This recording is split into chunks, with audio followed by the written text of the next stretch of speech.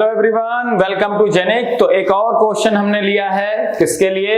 आपका cut off frequency निकालना है due to this this C1 capacitor which is coupling capacitor. This capacitor is ideal one, तो this will be replaced by short circuit. There will be no cut off frequency due to this. हमें निकालना है cut off frequency due to C1, तो इसका effect आएगा नहीं, उसी का इफेक्ट आएगा फिल्टर की तरह। तो हाई पास फिल्टर की तरह बिहेव करेगा इसकी वजह से। तो इसकी वजह से 3 dB lower cut off frequency due to capacitor C1 पूछा है, इन हर्ट्ज निकालना है आपको, बाकी वैल्यूज गिवन है। अब ये कौन सा केस है? अनबाईपास रजिस्टर RE का केस है। इस वाले केस को मैंने लिया है इसको ताकि सॉल्व करा दूं, क्योंकि ये अनबाईपास रजिस्टर RE वाले केस में 3 dB lower cut off frequency पूछे जाने की प्रोबेबिलिटी गेट एग्जाम में हो सकती है। मेरा इंट्यूशन है कि इस तरह का क्वेश्चन आ सकता है गेट एग्जाम में। That's why I pick this question, I frame this question for you guys कि आप सॉल्व करिए और उसको सीख लीजिए कैसे कैसे अप्रोच करना, ताकि इजीली आप कर पाए बेटा। ठीक है, इजीली आप इसको सॉल्व कर पाए। ठीक है ना? क्वेश्चन को नोट डाउन करिए, जो जो अप्रोच बताया है वही अप्रोच करना है। अगर C1 की वजह से कट ऑफ फ्रीक्वेंसी चाहिए तो C1 जिस दो टर्मिनल के बीच में लगा है उन दोनों टर्मिनल के बीच में R इक्विवेलेंट फाइंड कर ले मुझे, तो मैं R इक्विवेलेंट इंटू C से उसका टाइम कांस्टेंट कैपेसिटर का निकाल लूंगा और 1 upon time constant will be the cut off 3 dB angular cut off frequency due to capacitor आ जाएगा और फिर उससे 2 पाई से डिवाइड करके हर्ट्ज में निकाल लूंगा। जब भी फिल इन द ब्लैंक का क्वेश्चन आए यूनिट जरूर देख लिया करो मैग्नीट्यूड भरने से पहले कि आप किस यूनिट में निकाले हो आंसर, और पूछा है किस यूनिट में भरने को। दोनों यूनिट सेम हो तभी मैग्नीट्यूड भरा करो, अगर दोनों डिफरेंट हो तो पहले आंसर वाली यूनिट में कन्वर्ट किया करो अपनी यूनिट को, फिर जो मैग्नीट्यूड आए वो भरा करो। क्योंकि ये गलतियां आप करते हो, एग्जाम में बहुत लोग करते हैं, कुछ क्वेश्चन सही निकाल के गलत आंसर भर के आते हो, है ना, और फिर पापा जी का ठुल्लू मिलता है आपको। ठीक है, तो आप ध्यान से रखना। अब इस क्वेश्चन को अप्रोच करते हैं। अब इस C1 इनपुट साइड में जो कैपेसिटर है उसकी वजह से जब भी हमें आपको कट ऑफ फ्रीक्वेंसी निकालनी होती थी तो जो R पाई रेजिस्टेंस है, R pi resistance of hybrid pi model, वो पिक्चर में आ जाता था। वो R इक्विवेलेंट कैलकुलेट करने में यूज होता था, तो उसकी वैल्यू हमें पता होनी चाहिए, तभी हम R इक्विवेलेंट एग्जैक्टली कैलकुलेट कर पाते थे और तभी हम कट ऑफ फ्रीक्वेंसी निकाल पाते थे। ठीक है ना? तो अब यहां पे R पाई हमें निकालना पड़ेगा। तो R पाई की वैल्यू मुझे कहां से निकलेगा? DC ऑपरेटिंग पॉइंट से। तो मुझे पहले DC मॉडल इसका ड्रॉ करना पड़ेगा। तो देखते हैं, DC मॉडल के लिए सारे कैपेसिटर्स ओपन और AC सारे sources replace by their internal resistances. अब देखो ये कैपेसिटर ओपन होके DC मॉडल के लिए इस पूरे लेफ्ट हाफ को डिस्कनेक्ट कर दिया, इस पूरे लेफ्ट हाफ को डिस्कनेक्ट कर दिया। ये कैपेसिटर ओपन होके पूरे राइट हाफ को डिस्कनेक्ट कर दिया। अब जो ये यहां बची BJT सर्किट, इसमें केवल DC सोर्स और रेजिस्टेंसेज हैं, तो यही आपका DC मॉडल हो गया।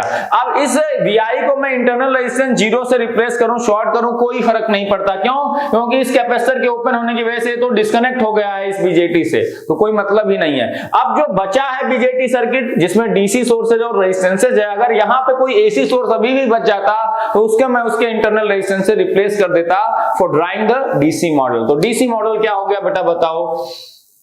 ये बचा आपका DC मॉडल। DC मॉडल से DC ऑपरेटिंग पॉइंट आएगा और उस DC ऑपरेटिंग पॉइंट से हम क्या निकालेंगे? उस DC ऑपरेटिंग पॉइंट से हमें निकलेगा क्या? उस DC ऑपरेटिंग पॉइंट से हमें निकलेगा क्या? हमें पता चलेगा R is equal to 1 kilo ohm, है ना। तो यहां से देखो, यहां से आ गया PCC, this is 5 volt and this is nothing but 329 kilo ohm and this is 1 kilo, है ना। और obviously we are using it is an amplifier, तो definitely this will be on in DC model, definitely BJT will be in on state. और किस reason में ये operate कर रहा होगा? एक्टिव रीजन में, क्योंकि एक्टिव रीजन में ही हम इसको एम्पलीफायर की तरह यूज करते हैं। तो जो DC मॉडल ड्रॉ हुआ है, डेफिनेटली ये इस DC मॉडल जो अभी यहां बना है इसमें ट्रांजिस्टर ऑन होगा और ऑन होने के बाद 2 रीजन में जाता है, एक्टिव और सैचुरेशन में, लेकिन हम इसको एम्पलीफायर की तरह यूज कर रहे हैं। तो इसकी बायसिंग किस रीजन में की गई होगी? एक्टिव रीजन में। इसीलिए मुझे इसे ऑन मानने में और ये एक्टिव रीजन है मानने में ज्यादा कोई संकोच नहीं है। तो मैं ये सब चेक नहीं करूंगा। अगर ये डीसी एनालिसिस का क्वेश्चन होता तो मैं पहले चेक करता कि इसका base emitter junction forward bias है कि नहीं। अगर base emitter junction forward bias हो गया तो बीजेटी को हम कहते हैं कि ऑन है। Base emitter junction forward bias नहीं, प्रॉपरली फॉरवर्ड बायस हो गया तो वो ऑन होता है, और ऑन होके दो रीजन में जा सकता है, एक्टिव में और सैचुरेशन में। हम क्या मानते थे, एक्टिव रीजन में पहले, और एक्टिव रीजन में मान के बेस इमिटर में लूप में घूम के सारी करंट निकालते थे। अगर उन करंट्स के लिए VC ग्रेटर देन 0.2 आता था तो जो हमने माना था वो करेक्ट होता था और सारी करंट की वैल्यू करेक्ट है। अगर उस जो करंट निकाला एक्टिव रीजन में मान के अगर उसके लिए VC लेस देन 0.2 आ गया तो जो हमने माना था वो करेक्ट नहीं है, ट्रांजिस्टर तो ऑन है।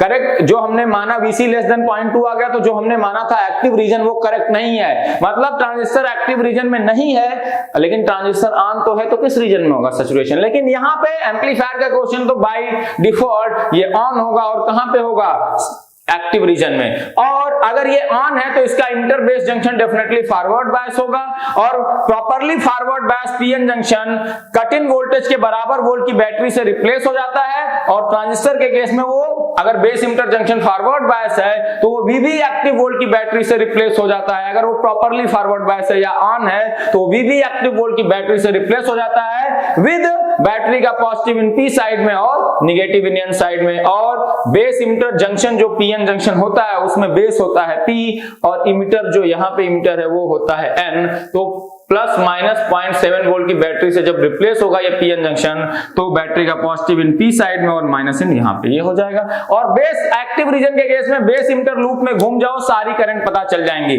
और एक्टिव रीजन के केस में IC is equal to beta IB और I is equal to beta plus 1 IB, ये सारे रिलेशन वैलिड हैं। यहां से जो करंट आ रही है वो कितनी है, IB, यहां से जो करंट है वो IC, और यहां से जो करंट एग्जिट हो रही है I।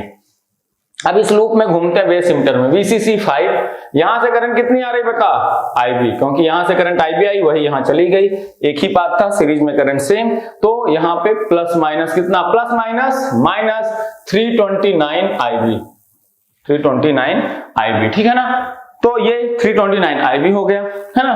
IB obviously milli ampere में होगा, रेजिस्टेंस किलो में और वोल्टेज वोल्ट में है, तो जो करंट आएगी वो मिली एम्पियर में। फिर प्लस माइनस 0.7, फिर प्लस यहाँ पे करंट आई जा रही तो यहाँ पे भी करंट कितनी है, आई है, और इसके अक्रॉस आई की वजह से प्लस माइनस इस डायरेक्शन में, इस प्लस माइनस के साथ पोटेंशियल डेवलप होगा कितना, I into RE।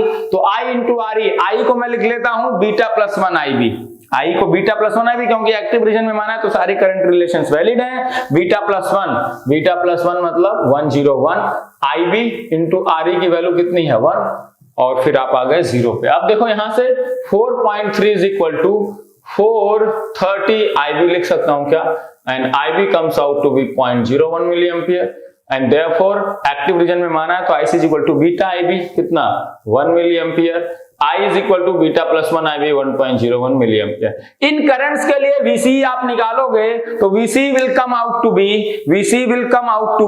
Greater than 0.2 volt, and VC 0.2 से ज्यादा आके बताएगा कि ट्रांजिस्टर एक्टिव रीजन में है, और आपने माना था भी एक्टिव रीजन में, तो सब कुछ जो आपका मानना है करेक्ट है। ये ट्रांजिस्टर बायस्ड है एक्टिव रीजन में, और एक्टिव रीजन में बायस करके हम इसको यूज कर रहे हैं एज एन एम्पलीफायर। तो AC मॉडल के पैरामीटर्स जो डिपेंड करते हैं किस पे, आपके DC ऑपरेटिंग पॉइंट पे R पाई कितना हो जाएगा, beta VT upon ICQ, that comes out to be 100। यहां से नहीं तो इसको VT अपॉन IBQ भी लिख लेते हैं। VT वोल्टेज को हमेशा हमें वोल्ट में लेना है, तो 25 मिली वोल्ट को वोल्ट में ले लिया हमने। करंट को हमेशा मिली एम्पियर में लेना है, तो करंट को लिया मिली एम्पियर में, तो volt upon milli ampere will be kilo ohm, that is 2.5 kilo ohm, ठीक है ना। अब GM भी निकाल लेते हैं लगे हाथों। क्या होता है, IC अपॉन VT, करंट को लेना है मिली एम्पियर में दैट इज 1, वोल्टेज को लेना है वोल्ट में दैट इज 0.025, तो यहां से आएगा 40 मिली एम्पियर पर वोल्ट, है ना। तो AC मॉडल के दोनों पैरामीटर्स आ गए। अब उन दोनों पैरामीटर्स का यूज करके AC मॉडल ड्रॉ करेंगे, और AC मॉडल ड्रॉ करके हम कट ऑफ फ्रीक्वेंसी निकालने की कोशिश करेंगे ड्यू टू कैपेसिटर C1 जो कि पूछा गया है, ठीक है ना। तो इसको अब मैं रब करता हूं, 2.5 आया R पाई की वैल्यू, और GM की वैल्यू कितनी आ गई, 40 मिली एम्पियर, है ना, 40 मिली एम्पियर आ गई। क्लियर इतनी बात, मिली एम्पियर पर वोल्ट आ गई है। तो R पाई आपका कितना आया, नोट कर लेते हैं, 2.5 kilo ohm, and GM comes out to be 40 milli ampere पर वोल्ट, ठीक है ना। इसको अब सॉल्व करने की बेटा कोशिश करते हैं। अब इसका एसी मॉडल बनाते हैं। तो एसी मॉडल जब ड्रा करेंगे तो ये कैपेसिटर CC2 क्या है, टेंडिंग टू इन्फिनिटी है, तो इसका जो इंपीडेंस होगा 1/j ओमेगा C, और ओमेगा क्या है, जो इनपुट सिग्नल आपने अप्लाई किया उसकी फ्रीक्वेंसी। तो इनपुट सिग्नल की फ्रीक्वेंसी कुछ होगी 1 किलोहर्ट्ज, 2 किलोहर्ट्ज, 10 किलोहर्ट्ज, 1 मेगाहर्ट्ज, तो वो एक फाइनाइट वेल डिफाइंड फ्रीक्वेंसी होगी। तो 1/j ओमेगा, ओमेगा तो finite, C tending to infinity है, तो ये क्या होगा, इसका इंपीडेंस टेंडिंग टू 0, तो इसको क्या कर देंगे, शॉर्ट। लेकिन ओमेगा एक फाइनाइट वेल डिफाइंड वैल्यू होगी और कैपेसिटेंस C की वैल्यू भी वेल डिफाइंड फाइनाइट वैल्यू है, तो यहाँ पे जो इंपीडेंस ऑफर होगा वो कुछ फाइनाइट होगा, तो हम इसको डिस्कनेक्ट नहीं कर रहे हैं अभी इसको डिस्कनेक्ट हम नहीं कर रहे हैं। और इसी की वजह से हमें क्या निकालेंगे, कट ऑफ फ्रीक्वेंसी। हम क्या निकालेंगे इसकी वजह से, कट ऑफ फ्रीक्वेंसी निकालेंगे, ठीक है ना, कट ऑफ फ्रीक्वेंसी। इसके बाद मैं एक चीज और बताऊंगा आपको, वो चीज इस क्वेश्चन के लास्ट में डिस्कशन करूंगा, वो बहुत इंपॉर्टेंट पॉइंट है, कई बार आप कंफ्यूज होते हो, उसी कंफ्यूजन को मैं अगले इस क्वेश्चन को सॉल्व करने के बाद डिस्कस करूंगा। तो इस क्वेश्चन के लास्ट वाला डिस्कशन जरूर देखना, वो बहुत इंपॉर्टेंट है, आपके बहुत सारे क्वेश्चन के जो छोटे छोटे डाउट है उनको दूर कर देगा, ठीक है ना। तो अभी इसको सॉल्व करते हैं, मॉडल बनाते हैं। अब एसी मॉडल में ड्रॉ करने के लिए सारे डीसी सोर्सेज को उनके इंटरनल रेजिस्टेंस से रिप्लेस कर दो। तो ये एक डीसी सोर्स था, इसका इंटरनल रेजिस्टेंस वोल्टेज सोर्स और इंटरनल रेजिस्टेंस 0, तो इसको 0 रेजिस्टेंस दैट इज ग्राउंड से हमने रिप्लेस कर दिया, ठीक है। अब बनाते हैं, पहले ये क्या है, ये कलेक्टर टर्मिनल है, ये क्या है, इमिटर, ये क्या है, बेस एनपीएन ट्रांजिस्टर का। इन तीनों टर्मिनल का इक्विवेलेंट हाइब्रिड पाई मॉडल मुझे ड्रॉ करने आता, पहले मैं वो ड्रॉ करता हूं। दिस इज आर पाई, है ना, दिस इज क्या, GM V पाई, यहाँ पे प्लस माइनस ये V पाई है। यहां से जो करंट आ रही है इसी को IB कहते हैं बेस से, यहां से जो करंट आ रही है इसी को IC कहते हैं, ये कलेक्टर है, ये आपका इमिटर है, ये हो गया मेरा मॉडल, है ना। अब बाकी चीजों को इसमें फीड कर देते हैं। कलेक्टर और ग्राउंड के बीच में 2 किलो ओम लगा हुआ है, ले लेते हैं, कलेक्टर और ग्राउंड के बीच में, कलेक्टर और ग्राउंड के बीच में 2 किलो ओम, ठीक है। फिर कलेक्टर और ग्राउंड के बीच में एक और 2 किलो ओम,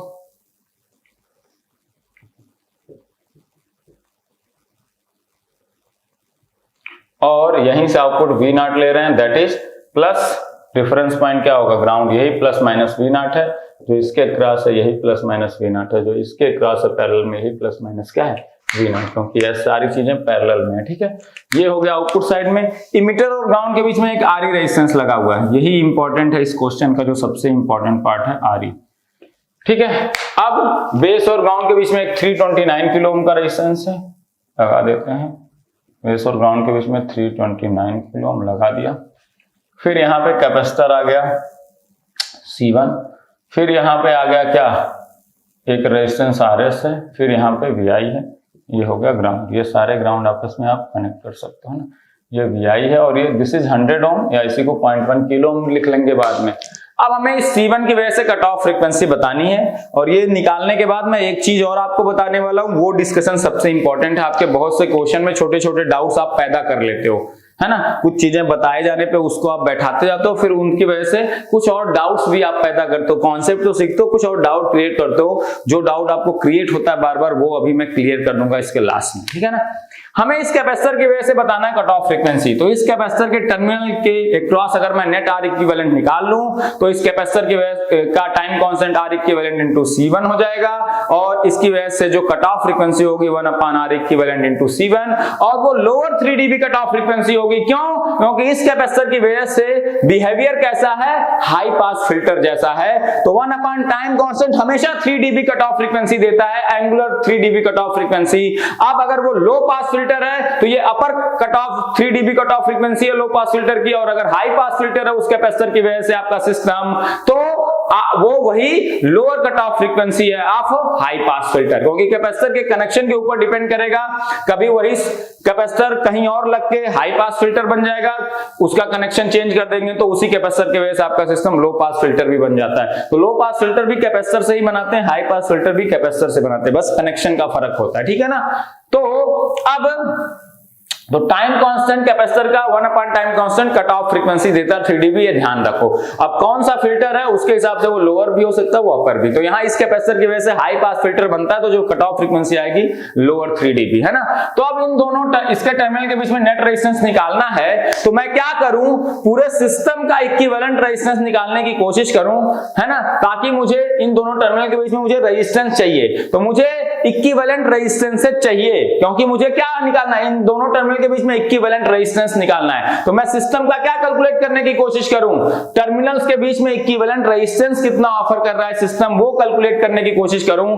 और जब टर्मिनल्स के बीच में इक्विवेलेंट रेजिस्टेंस पूरे सिस्टम के मुझे पता चल जाएंगे, तो उसका यूज करके मैं कैपेसिटर के टर्मिनल के बीच में इक्विवेलेंट रेजिस्टेंस पता कर लूंगा, क्योंकि मेरा एम क्या है, फाइंड आउट करना, कैपेसिटर के टर्मिनल के बीच में इक्विवेलेंट रेजिस्टेंस फाइंड करना। तो मुझे अब दिमाग में क्या बैठना चाहिए कि इस दोनों टर्मिनल के बीच में अगर इक्विवेलेंट रेजिस्टेंस निकालना है, तो बाकी सर्किट का भी मैं इक्विवेलेंट रेजिस्टेंस निकालने की कोशिश करूं बाकी टर्मिनल्स के बीच में, ताकि मुझे रेजिस्टेंसेस मिले, उन रेजिस्टेंसेस से मैं यहां इक्विवेलेंट रेजिस्टेंस फाइंड करूं और फिर निकालूं। ठीक है, इसीलिए मैंने हमेशा कहा था जब भी इनपुट कैपेसिटर की वजह से इक्विवेलेंट कैपेसिटेंस की वजह से कट ऑफ फ्रीक्वेंसी आए, तो सबसे पहले RI डैश कैलकुलेट किया करो, है ना, यहीं से आधा काम, आधा क्या मैक्सिमम काम हो जाएगा। RI डैश क्या बता रहा है, RI डैश यहां से देखने पे मतलब बेस टर्मिनल और ग्राउंड के बीच में पूरे राइट हाफ का इक्विवेलेंट इनपुट रेजिस्टेंस कितना है, और बेस टर्मिनल और ग्राउंड के बीच में पूरे राइट हाफ का इक्विवेलेंट रेजिस्टेंस 2 ही होता है, RI dash. RI dash R पाई होगा अगर इमिटर और ग्राउंड के बीच में 0 रेजिस्टेंस लगा है, और RI डैश होगा R pi plus beta plus 1 RE अगर इमिटर और ग्राउंड के बीच में कितना रेजिस्टेंस लगा हुआ है, RE लगा हुआ है। तो यहाँ RE लगा हुआ है, तो बेस और ग्राउंड के बीच में पूरे राइट हाफ का नेट इनपुट रेजिस्टेंस कितना दिखेगा, RI डैश, जिसकी वैल्यू उतनी होगी। आपको कैलकुलेट करना है तो देख लो, जहां से हमें इनपुट रेजिस्टेंस देखना होता है उस नोड का वोल्टेज, यहां से हमें देखना उस नोड का वोल्टेज डिवाइडेड बाय उस नोड से जो करंट जा रही है, इन्हीं दोनों का रेशियो RI डैश है, निकाल के देखना यही आएगा, ये कैलकुलेशन किया हुआ है। ठीक है, तो अब हम क्या करें, पूरे राइट हाफ को हटा के बेस और ग्राउंड के बीच में कितना रेजिस्टेंस कनेक्ट कर दें, RI डैश, क्योंकि बेस टर्मिनल और ग्राउंड के बीच में पूरे राइट हाफ का इक्विवेलेंट रेजिस्टेंस RI डैश दिख रहा है, तो हम यही करने जा रहे हैं। अब क्योंकि हमें कैपेसिटर के टर्मिनल के क्रॉस इक्विवेलेंट रेजिस्टेंस चाहिए, तो मैं सर्किट का इक्विवेलेंट रेजिस्टेंस डिफरेंट टर्मिनल्स के बीच में निकाल रहा हूं, ताकि मैं कैपेसिटर के टर्मिनल के क्रॉस नेट रेजिस्टेंस निकाल पाऊं। ठीक है ना, तो मेरा एम यही है। ठीक है, ये हो गया आपका VI, ये हो गया RS। ठीक है, यहां से कनेक्ट है क्या, ये कनेक्टेड है RB जिसको कह रहे हैं, है ना, ये C1 है, यही ग्राउंड है। अब देखो बेस और ग्राउंड के बीच में, यही तो बेस पॉइंट है कैपेसिटर से जो आगे, यही तो बेस और ग्राउंड के बीच में पूरे राइट हाफ का इक्विवेलेंट रेजिस्टेंस RI डैश है, तो बेस और ग्राउंड के बीच में हम क्या, यही तो ग्राउंड है, क्या कनेक्ट कर दिया, RI डैश। RI डैश की वैल्यू मुझे पता है, मैं निकाल सकता हूं। अब इसका इक्विवेलेंट सर्किट कितनी हो जाएगी, RS, और यहां से आ गया क्या, VI, यहां से आ गया C1, यहां से आ गया, देखो ध्यान से, इस टर्मिनल और ग्राउंड के बीच में या दूसरे इन दोनों टर्मिनल के बीच में एक रेजिस्टेंस RB है, इन्हीं दोनों टर्मिनल के बीच में एक रेजिस्टेंस RI है, तो इन्हीं दोनों टर्मिनल के बीच में इक्विवेलेंट रेजिस्टेंस कितना हो गया, RB पैरेलल RI डैश, क्योंकि RI डैश और RB क्या है, पैरेलल में, तो इन दोनों टर्मिनल के बीच में नेट रेजिस्टेंस कितना हुआ, इन्हीं दोनों टर्मिनल के बीच में, ये एक रेजिस्टेंस, इन्हीं दोनों के एक में बीच, तो इन दोनों टर्मिनल के बीच में नेट रेजिस्टेंस इतना आ गया। अब मुझे निकालना है क्या, C1 जो कैपेसिटेंस है इसके दोनों टर्मिनल के बीच में इक्विवेलेंट रेजिस्टेंस या थेवेनिन रेजिस्टेंस, और ये थेवेनिन रेजिस्टेंस निकालने के लिए मैं क्या करूंगा, इन दोनों टर्मिनल के बीच में मुझे थेवेनिन रेजिस्टेंस निकालना है इस पूरे सिस्टम का, तो जितने इंडिपेंडेंट सोर्सेज हैं थेवेनिन रेजिस्टेंस निकालने के लिए उसको उनके इंटरनल रेजिस्टेंस से रिप्लेस कर दो, फिर देख लो इन दोनों टर्मिनल के बीच में आपको नेट रेजिस्टेंस कितना दिख रहा है, वही इन दोनों टर्मिनल के बीच में इक्विवेलेंट रेजिस्टेंस होगा। तो आइडियल वोल्टेज सोर्स का इक्विवेलेंट रेजिस्टेंस 0, तो ये हो गया। अब देखो इन दोनों टर्मिनल के रिस्पेक्ट में RS और RB पैरेलल RI डैश किसमें कनेक्टेड है, सीरीज में, क्योंकि यहाँ कोई वोल्टेज सोर्स लगाएंगे, इधर प्लस इधर माइनस, तो प्लस से करंट निकलेगी, वही RS इसमें जाएगी, वही करंट यहाँ भी फ्लो होगी और यहाँ होते हुए वापस आ जाएगी, तो ये दोनों क्या है, सीरीज में। तो R इक्विवेलेंट कितना आ गया बेटा, ध्यान से बताना, RS plus RB parallel RI dash. अब इसकी वैल्यू निकाल लेते हैं, फिर आंसर निकालेंगे। आर पाई कितना था 2.5 kilo ohm plus beta plus 101 into R E कितना था 1 किलो ओम, है ना। तो ये आ गया 103.5, है ना। 101 प्लस 2.5 किलो ओम, ठीक है। और आरबी कितना है 329। इन दोनों का पैरेलल कॉम्बिनेशन में निकाल लेता हूं पहले, ठीक है, फिर हम आंसर निकाल के ही मानेंगे। तो देखो कितना है 329 multiplied by 103.5 divided by 329 plus 103 429 432.5 है ना। 329 प्लस 103 कितना होगा 329 प्लस 1 429 प्लस 3.5 29 32.5, है ना, ठीक है। 78.73 किलो ओम, है ना। तो ये है 100 ओम, तो इसको 0.1 किलो ओम कह सकता हूं। ये आया 78.73 किलो ओम, है ना। 73 किलो ओम, इसको ऐड करो तो 78.83 किलो ओम, 8317 कह सकता हूं, यहाँ पे 17 भी है ना। अब इसको मैं अगर किस में बदलूं, किस में, चलो इतना किलो ओम आ गया, ठीक है ना, इतना किलो ओम आर इक्विवेलेंट, है ना।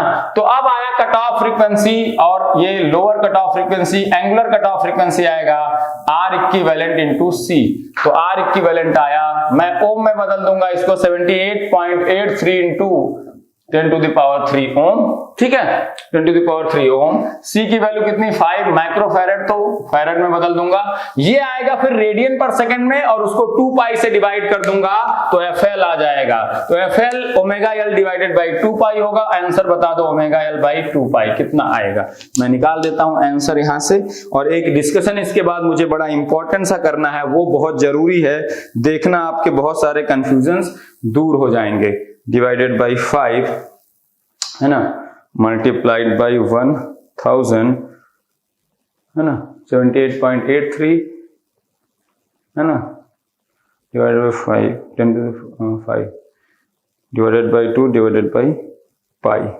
तो ये बहुत ही स्मॉल आ रहा है 0.403 आपका हर्ट्ज आ रहा है आंसर 0.403, अगर हर्ट्ज में निकाले तो, है ना, 0.403 हर्ट्ज आ रहा है, ठीक है ना, ठीक है। ये आपका आएगा 3 dB cut off frequency due to capacitance C1। आप कैलकुलेशन एक बार चेक कर लेना, मेरे हिसाब से तो सही है, मेरे हिसाब से तो 1 मिनट।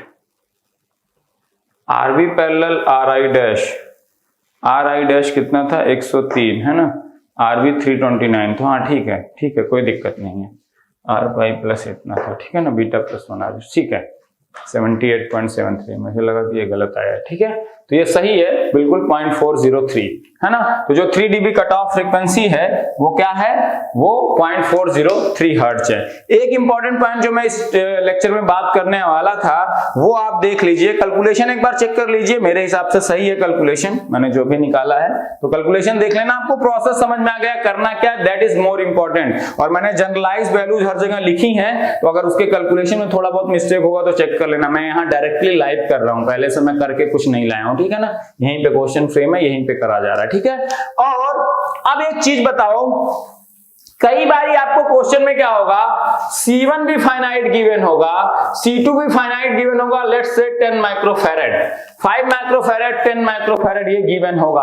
और पूछेंगे कई बार क्वेश्चन में, लैंग्वेज एक लिखी होती है मिड बैंड वोल्टेज गेन, इसका मतलब क्या होता है समझा देता हूं, और इसको कैलकुलेट करने के लिए आपको करना क्या चाहिए वो बता देता हूं। कई बार आप कंफ्यूज हो जाते हो कि अब ये दोनों फाइनाइट है, तो ये दोनों फाइनाइट इंपीडेंस ऑफर करेंगे, फिर जो वोल्टेज गेन कैलकुलेशन में तो बड़ी दिक्कत होने लगेगी, क्योंकि कैपेसिटर्स भी आने लगेंगे, तो थोड़ा कॉम्प्लेक्स सा नेटवर्क सर्किट हो जाएगा। बेटा ये वर्ड बहुत ध्यान रखना, जब भी आपसे वोल्टेज गेन कहे या मिड वोल्टेज गेन कहे, देखो जो कपलिंग कैपेसिटर हैं ये हाई फ्रीक्वेंसी पे ज्यादा दिक्कत नहीं पैदा करते हैं। ये दिक्कत पैदा कब करते हैं, गेन को कब कम करते हैं, लो फ्रीक्वेंसीज पे। हाई फ्रीक्वेंसीज पे तो ये गेन को अच्छा रखते हैं, इसीलिए किस तरह से बिहेव कराते हैं सिस्टम को, high pass filter. High frequencies पे ये ज्यादा प्रॉब्लम नहीं करते हैं, ये इजिली शॉर्ट हो जाते हैं, क्योंकि ओमेगा जितना हाई 1/j⍵c उतना स्मॉल, और ये शॉर्ट होकर गेन को अच्छा रखते हैं। इसी तरह से इंटरनल कैपेसिटर्स जो होते हैं, जो ड्यू टू 2 जंक्शंस हैं, बीजेटी में एक इमिटर बेस्ड जंक्शन और एक कलेक्टर बेस्ड जंक्शन, उन जंक्शंस की वजह से भी इंटरनल कैपेसिटेंस होते हैं, क्योंकि पीएन जंक्शन एक कैपेसिटेंस की तरह भी बिहेव करता है। तो दो इंटरनल कैपेसिटेंस भी होते हैं बीजेटी में। लो फ्रीक्वेंसीज पे वो ज्यादा प्रॉब्लम नहीं करते हैं, वो गेन को रिड्यूस नहीं करते हैं। जो इंटरनल कैपेसिटेंसेस हैं बीजेटी के, वो लो फ्रीक्वेंसीज पे गेन में ज्यादा प्रॉब्लम नहीं क्रिएट करते हैं, लेकिन वो हाई फ्रीक्वेंसीज पे गेन में प्रॉब्लम करते हैं। तो वो हाई फ्रीक्वेंसी पे गेन रिड्यूस करते हैं, लेकिन लो फ्रीक्वेंसी पे गेन रिड्यूस नहीं करते हैं। तो लो फ्रीक्वेंसी पे अच्छा गेन और हाई फ्रीक्वेंसी पे बुरा गेन, कैसे फिल्टर का नेचर है? Low pass filter. तो due to internal capacitances BJT behaves as an low pass filter due to coupling capacitors, and अगर bypass जोड़ दो तो उसका भी नेचर कपलिंग कैपेसिटर जैसा ही होता है। Due to coupling capacitor and bypass capacitor, BJT behaves as an high pass filter। तो ओवरऑल BJT एक बैंड पास फिल्टर बन जाता है। बैंड पास फिल्टर, क्योंकि इंटरनल कैपेसिटेंस भी इसी BJT में मौजूद है और कपलिंग। तो देखो, ड्यू टू कपलिंग कैपेसिटर इसका नेचर ऐसा होता है, हाई पास फिल्टर, ये लोअर कट ऑफ फ्रीक्वेंसी है ना। इस नीचे की चीज को मैं थोड़ा सा रब कर देता हूं तो आपको समझ में आ जाएगा। फिर जो मिड कहते हैं उसका मतलब क्या होता है आपको क्लियर हो जाएगा, ठीक है ना। तो देखो ध्यान से, ड्यू टू कपलिंग कैपेसिटर ऐसा नेचर होता है, हाई पास फिल्टर वाला, और इंटरनल कैपेसिटेंस की वजह से वो लो पास फिल्टर की तरह बिहेव करता है ना। तो उसकी वजह से कैसा होता है नेचर? ऐसा होता है ना। लो फ्रीक्वेंसी पे गेन अच्छा, हाई। अब ये दोनों ही एक ही सिस्टम में मौजूद हैं, कैस्केडेड है। इंटरनल कैपेसिटेंस इस बीजेटी की वजह से मौजूद है और साथ में कपलिंग कैपेसिटर लगे हुए हैं, ये दोनों एक ही सिस्टम में है। तो ओवरऑल सिस्टम किसकी तरह से काम करेगा? इसका और इसका दोनों का कंबाइंड इफेक्ट लोगे तो क्या होगा? कैस्केडेड सिस्टम है, तो कैस्केडेड में क्या होता है? अगर सिस्टम कैस्केडेड है, ये ओमेगा डोमेन का प्लॉट है, तो सिस्टम, अगर दो सिस्टम को कैस्केड करो तो ओमेगा डोमेन या एस डोमेन में क्या होता है? मल्टीप्लिकेशन। ये पढ़ा होगा। तो ये ओमेगा डोमेन में दोनों का मल्टीप्लिकेशन होगा। अब देखो, अगर यहाँ एक लो चीज है और एक हाई, मल्टीप्लिकेशन क्या आएगा? लो, है ना। यहाँ ऐसा हो जाएगा, यहाँ ये भी हाई, यहाँ ये भी हाई मिड में, तो यहाँ पे ये भी हाई, यहाँ पे ये हाई लेकिन ये लो, तो मल्टीप्लिकेशन करके क्या कर देगा? लो कर देगा। हाई को मल्टीप्लिकेशन करके क्या कर देगा? लो। तो जो बीजेटी का नेचर हो जाता है ओवरऑल कैसा? Band pass filter. Low frequencies को ब्लॉक कर देता है कौन? कपलिंग कैपेसिटर, क्योंकि वो लो फ्रीक्वेंसी पे गेन अच्छा नहीं रखता है, वो हाई फ्रीक्वेंसी पे गेन अच्छा रखता है। और हाई फ्रीक्वेंसी पे बीच में इसका भी गेन अच्छा है और बीच में इसका गेन भी अच्छा है ना। इंटरनल कैपेसिटेंस की वजह से बीच में दोनों का गेन अच्छा है। अगर ध्यान से देखो तो लो फ्रीक्वेंसीज पे गेन को बुरा कर रहा है कौन? कपलिंग कैपेसिटर, और हाई फ्रीक्वेंसी पे गेन बुरा कर रहा है कौन? Internal capacitance. लेकिन जो बीच वाली फ्रीक्वेंसीज हैं उनपे दोनों का गेन अच्छा है, इसीलिए ओवरऑल बीजेटी के फ्रीक्वेंसी रिस्पांस में बीच वाली फ्रीक्वेंसीज पे गेन हमेशा अच्छा मिलता है। हाई फ्रीक्वेंसी पे गेन को कौन खराब कर देता है? Internal capacitor. और लो फ्रीक्वेंसी पे गेन को कौन खराब कर देता है? Coupling capacitor. इसीलिए ओवरऑल बीजेटी एक बैंड पास फिल्टर की तरह काम करता है, जिसमें जो मिड फ्रीक्वेंसीज हैं उनपे तो गेन अच्छा मिलता है, लो फ्रीक्वेंसी पे गेन खराब मिलता है और हाई फ्रीक्वेंसी पे गेन खराब। हाई फ्रीक्वेंसी पे गेन क्यों खराब मिला?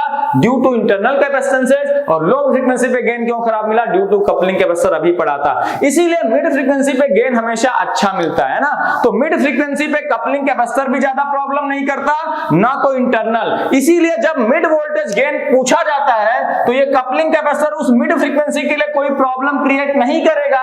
इसीलिए वोल्टेज गेन कैलकुलेट करने के लिए इसको शॉर्ट करने में कोई दिक्कत नहीं है बेटा।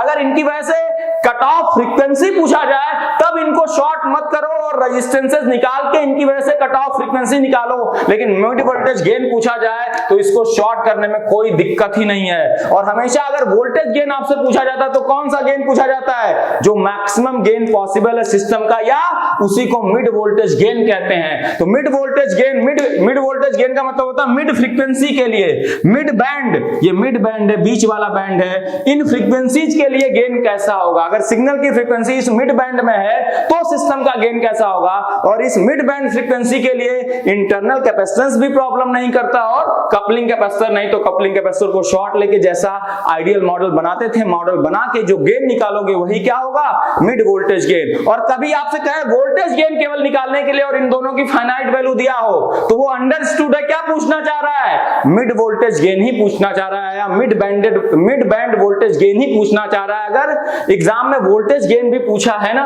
और ये C1 C2 दोनों की वैल्यू फाइनाइट है या किसी एक की वैल्यू फाइनाइट है, कुछ भी हो, अगर वो मिड बैंड वोल्टेज गेन पूछ रहा है या वोल्टेज गेन, तो इसका मतलब ही है, अगर वोल्टेज गेन भी पूछे तो उसका मतलब है कि ये मिड बैंड वोल्टेज गेन पूछ रहा है, और उसके लिए इन दोनों कपलिंग कैपेसिटर का इफेक्ट ऑलमोस्ट निग्लेक्टेड होगा उस बैंड ऑफ फ्रीक्वेंसीज के लिए, और उस केस में इनको शॉर्ट करने में कोई दिक्कत नहीं। इनको शॉर्ट करके जो आइडियल मॉडल बनाते थे वो मॉडल बना के आपको गेन कैलकुलेट करने में कोई दिक्कत नहीं। तो जब भी वोल्टेज गेन पूछा जाए तो कैपेसिटर को शॉर्ट करके ही निकालना है बेटा, क्योंकि वो मिड बैंड वोल्टेज गेन आपसे पूछ रहा है हिडन, और कई बार तो लिखा ही होता है मिड बैंड वोल्टेज गेन। जबकि कट ऑफ फ्रीक्वेंसी पूछेगा तो जो कैपेसिटर फाइनाइट वैल्यू है उसको शॉर्ट नहीं करोगे, फिर उस कैपेसिटर के क्रॉस इक्विवेलेंट रेजिस्टेंस निकालोगे, वहां से टाइम कांस्टेंट, वहां से 1 अपॉन टाइम कांस्टेंट से एंगुलर कट ऑफ फ्रीक्वेंसी, और एंगुलर कट ऑफ फ्रीक्वेंसी निकालने के बाद डिवाइड बाय 2 पाई से आपका क्या आएगा, हर्ट्ज में कट ऑफ फ्रीक्वेंसी आ जाएगी। ठीक है ना, तो ये बात समझ में आई, ये चीज बार बार आती है, इसको क्लियर करना थोड़ा सा क्या होता